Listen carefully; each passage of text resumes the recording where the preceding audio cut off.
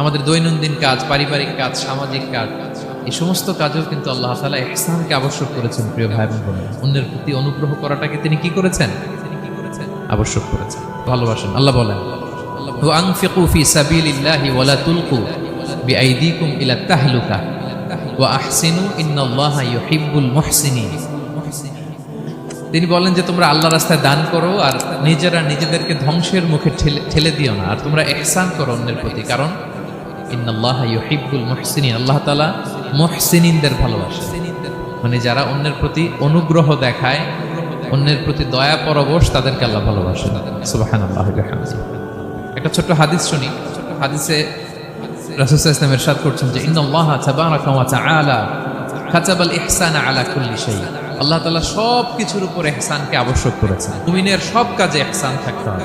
ফাইদা কাতালতুম, যখন তোমরা কতল করবে কাউকে, ফাআহসিনুল কিতলা, ইহসানের সাথে কতল করো। আর মৃত্যুদণ্ড দিবা, কিন্তু ইহসানের সাথে দিবা। ওয়া ইদা যাবাহতুম ফাআহসিনুয যাবাহা, জবাই করার সময়ও ইহসান করো।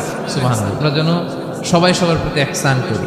স্বামী স্ত্রীর প্রতি ইহসান করুন, স্ত্রী স্বামীর প্রতি ইহসান করুন, বাবা সন্তানের প্রতি, সন্তান বাবার প্রতি, পরিবারের সকল সদস্যদের প্রতি ইহসান করুন, কর্মচারীদের প্রতি ইহসান করুন, সহকর্মীদের প্রতি ইহসান করুন।